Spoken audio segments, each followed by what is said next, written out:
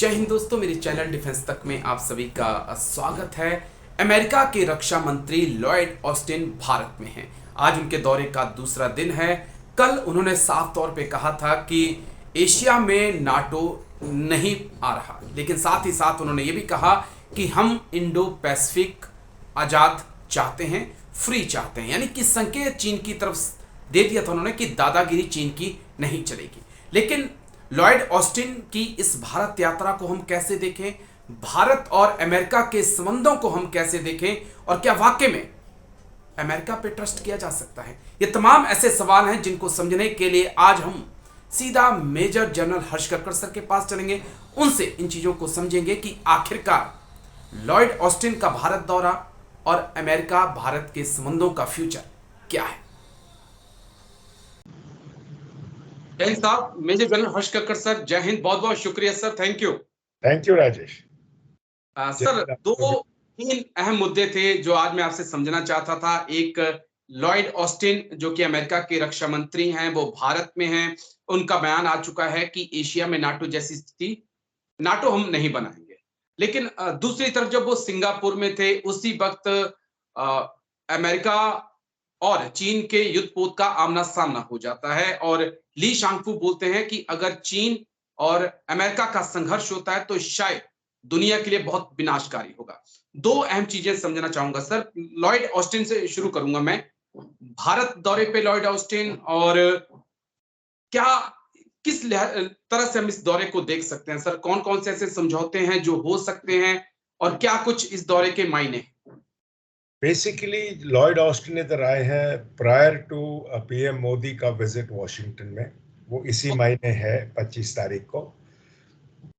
3 हफ्ते का गैप है।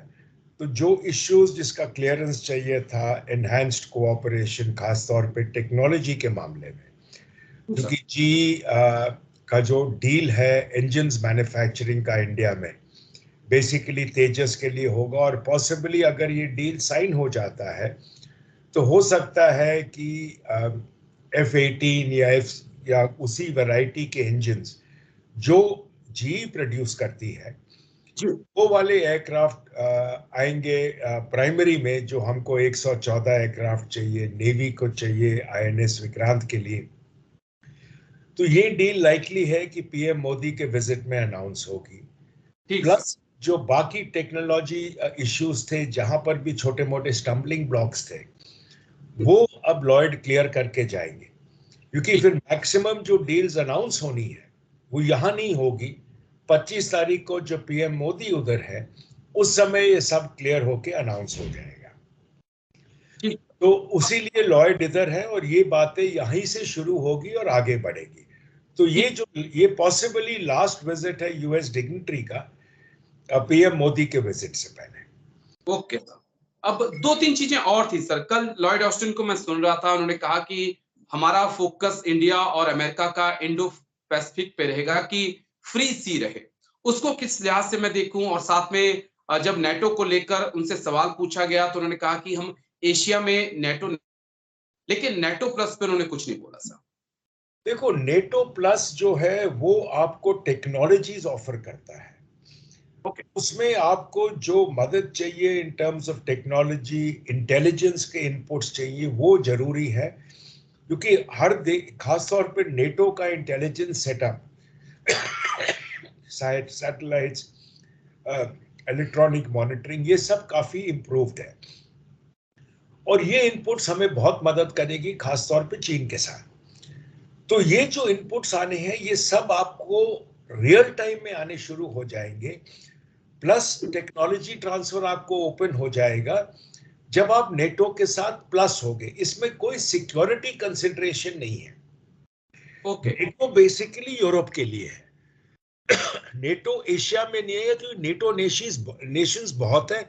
उन्हें कोई इंटरेस्ट नहीं है कि हम अपना एरिया एक्सपैंड करें और हम कहीं और इन्वॉल्व हों, जब हमारा फोकस यूरोप ही संभाला नहीं जा रहा। खासतौर पे जैसे अभी यूक्रेन क्राइसिस चल रहा है जी। नेटो का साथ साथ दो एक्शन हुआ। एक, उन्होंने इंडिया को ऑफर किया है। दूसरा, जापान, न्यूजीलैंड और ऑस्ट्रेलिया नेटो प्लस में है। और नेटो एक ऑफिस खोलने वाला है जापान में। बिल्कुल सर। तो इसके साथ चीन को खतरा है कि नेटो सोच रहा है कि हम यहां एक्सपैंड करेंगे। नेटो एज ए ऑर्गेनाइजेशन नहीं, पर NATO Nations France, Germany, Canada, UK, ये सब के शिप साउथ चाइना सी में सेल करते हैं। अगर आपने थोड़ा ध्यान दिया होगा, 2 दिन पहले यूएस का फ्रिगेट और कैनेडियन फ्रिगेट ताइवान स्ट्रेट में सेल कर रहा था और चाइना की शिप बहुत पास आई। बिल्कुल बिल्कुल। तो इंडिविजुअल नेशंस डेफिनेटली आ रहे हैं, पर नेटो एज एन ऑर्गेनाइजेशन नहीं आ रहा। ठीक है सर, ये मैं 2-3 चीजें और समझना चाहूंगा। फ्रिगेट की बात आपने की, और ये उस वक्त हो रहा था जिस वक्त सिंगापुर में लॉयड ऑस्टिन और ली शांगपू मौजूद थे।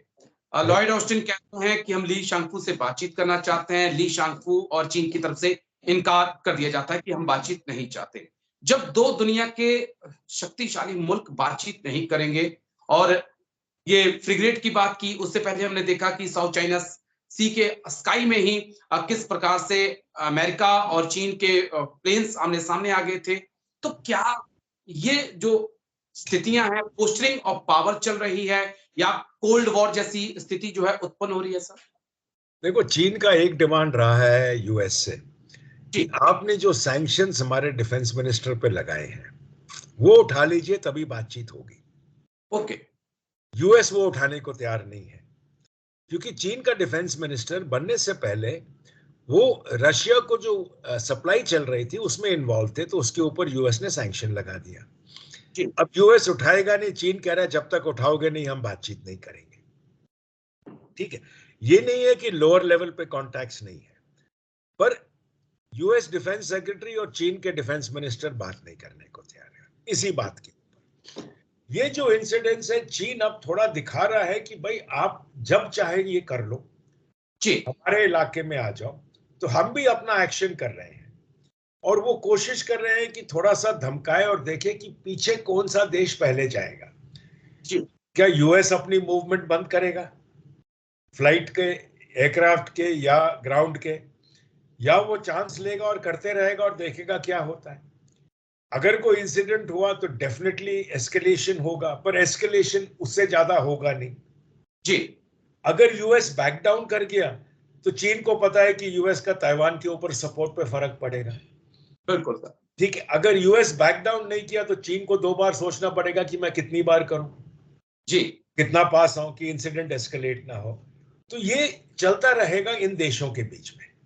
लेकिन सर, क्या ताइवान फ्लैश पॉइंट नहीं बन सकता है? अगर मैं चीजों को समझना चाहूं और डीपली जाके, जिस प्रकार से पोस्टरिंग ऑफ पावर हो रही है, ग्रुपिंग हो रही है कि चीन अपने साथ के देशों को खड़ा कर रहा है, अमेरिका एशिया के अंदर अपना दखल बढ़ा रहा है, तो क्या ताइवान आने वाले वक्त में फ्लैश पॉइंट हो सकता है? ताइवान के ऊपर अगर बेसिकली चीन तो यूक्रेन लेसन्स को संभाल रहा है। चीन की आर्मी और रशिया की आर्मी तकरीबन एक ही फोर्स स्ट्रक्चरिंग पे है।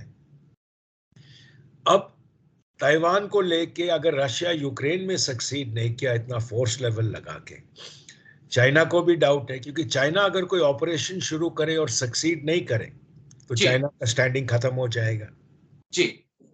पर फ्लैश पॉइंट डेफिनेटली है, पर ये फ्लैश पॉइंट चीन कहता है कि हम 2047 तक इंटीग्रेट कर लेंगे, ये शी जिनपिंग का कहना है। उनका साथ कहना है कि 2027 तक हमारी आर्मी कैपेबल हो जाएगी हैंडल करने के लिए। क्या वो होगा, क्या वो कर पाएगी, कब होगा फ्लैश पॉइंट? क्योंकि चीन तो धमकी देता रहता है, पिछले मेरे ख्याल 50 साल से ये बात कह रहा है। ठीक, उस समय जब ताइवान वीक थी उस समय कुछ नहीं किया, अब कुछ कर पाएंगे वो टाइम बताएगा। ठीक है, मैं वापस इंडिया में आ रहा हूं सर। शांगिला डायलॉग में जो सिंगापुर में हो रहा था, उसमें चीन के कर्नल की तरफ से एक बयान दिया गया और जो बहुत चर्चा बटोर रहा है। कल तमाम न्यूज़पेपर में छपा हुआ था कि हिंदुस्तान को हम कोई चैलेंज नहीं मानते। किस प्रकार से उनके इस बयान को देखें कि हिंदुस्तान की आर्मी हमें कोई खतरा पैदा नहीं कर सकती? Sir, basically Indian army offensive operations के लिए हम लोगों को किसी का देश नहीं चाहिए, किसी की जमीन नहीं चाहिए, पर हम किसी को अपनी जमीन नहीं लेने देंगे। ओके। तो जो वो कह रहे थे, उनका मतलब ये था कि इंडिया हमारे ऊपर ऑफेंसिव नहीं लगाएगा। ठीक। ठीक है, पर ये है कि अगर चीन कुछ करेगा तो रिटेलिएशन होगा। हम दिखा चुके और हम दिखा भी देंगे। पर हमारा कोई क्लेम नहीं है तिब्बत पे। हमारा जो क्लेम है, जो अक्साई चीन का है, वो हम रिजॉल्व करना चाहते हैं via dialogue. Okay. Offensive action का हम लोगों ने कभी अनाउंस नहीं किया, ना हमने कभी कोशिश करी। ठीक। दूसरी बात, दोनों देशों के बीच में इकोनॉमिक गैप बहुत है, डिफेंस बजट गैप है। जी। ये गैप ये नहीं कहता कि जो देश स्ट्रांग है वो कुछ कर पाएगा। रशिया ने यूक्रेन के ऊपर नहीं किया। इंडियन जी। फोर्सेस बहुत एक्सपीरियंस्ड है, बिल्कुल। फेंसेस में है, और अगर कोई कोशिश होगी तो नुकसान उधर का होगा। तो उनको जो खतरा नहीं है वो इंडियन ऑफेंसिव प्लान से नहीं है। ठीक है सर। पर बस। उसने ये नहीं बोला, जी उसके जी। मुंह से ये नहीं निकला कि अगर हम कुछ करेंगे हम सक्सीड करेंगे। वो नहीं बोला उसने। किसने ठीक। ये बोला कि उसको पता है कि अगर वो ऑफेंसिव करेंगे तो कोई सक्सेस नहीं है। ठीक। इंडिया का कोई इंटेंशन, हमने कोई चीन की जमीन या तिब्बत की जमीन हम लोगों ने अपनी नहीं मांगी। खासतौर पे जहां पे अभी स्टेलमेट चल रहा है, हमने उनको आगे बढ़ने नहीं दिया, वहां रोक दिया। जहां पे इश्यूज थे वो रिजॉल्व कर दिए। दो पुराने स्टेलमेट है, ये भी रिजॉल्व होंगे। ओके।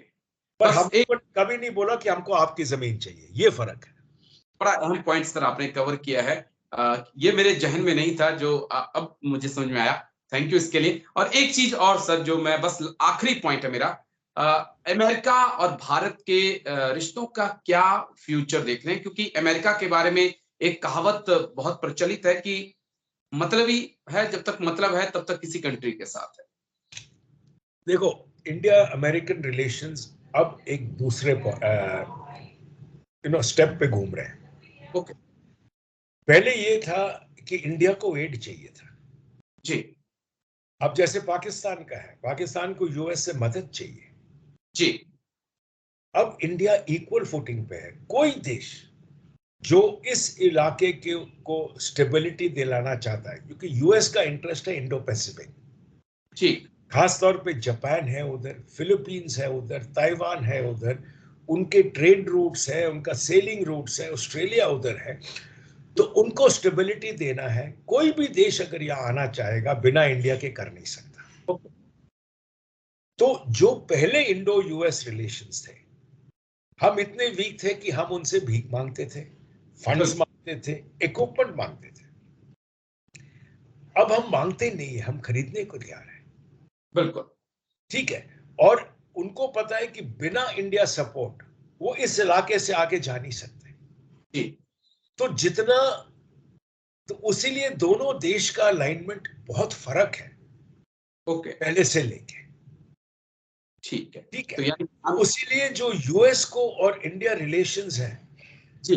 जिस ट्रेजेक्टरी पे है, वो पीछे आ नहीं सकते। ओके। उसीलिए यूएस आपको सब कुछ देने को तैयार है। इंडिया से बड़ा मार्केट है नहीं। जब ओके। जब ये एयर इंडिया ने 100 जो जितने प्लेन्स, मैंने ख्याल 200 कुछ प्लेन्स ऑर्डर किए थे, जी जब पीएम मोदी ने बात की थी मैक्रॉन से, ऋषि सुनक से और प्रेसिडेंट बाइडेन से जी कि हम इतनी बोइंग ऑर्डर कर रहे हैं, इतने एयरबस ऑर्डर कर रहे हैं, जी। तो उस समय प्रेसिडेंट बाइडेन ने बोला कि आपके ऑर्डर से हमारे यहाँ हजारों हजारों नौकरियां बन जाएंगी। जी। ये इंडिया की बदौलत है। यही मैक्रॉन ने बोला, यही ऋषि सुनक ने बोला। तो इनको इनको इंडिया से चाहिए, क्योंकि इंडिया अभी जो लेगा, इंडिया जी। पेमेंट करेगा। पहले ओके। इंडिया को करता नहीं था। और ठीक है। इंडिया के पास आज कैपेबिलिटी है जी। कि वो जो मिलिट्री पावर है, जो उनका डिप्लोमेटिक पावर है, जी। सिर्फ इंडिया चाइना को इंडो पैसिफिक ओशन में और अफ्रीका में चैलेंज कर सकता है। क्योंकि इंडिया का डिप्लोमेटिक और जो सॉफ्ट पावर है वो ओके। अब बहुत ज्यादा है, ठीक है सर। यूएस से भी ज्यादा है। तो इसीलिए उनको इंडिया उतना ही चाहिए जितना हमें चाहिए, क्योंकि उनकी टेक्नोलॉजी, उनका इंटेलिजेंस और उनका जो बाकी सपोर्ट है खासतौर पे इस इलाके में, वो हमारे लिए फायदेदार है। ठीक सर, चलिए, thank you sir, thank you, जय हिंद, जय मिस्टर सर, शुक्रिया सर इन चीजों को बहुत अच्छे से समझाने के लिए। Thank you sir. Thank you Rajesh, thank you.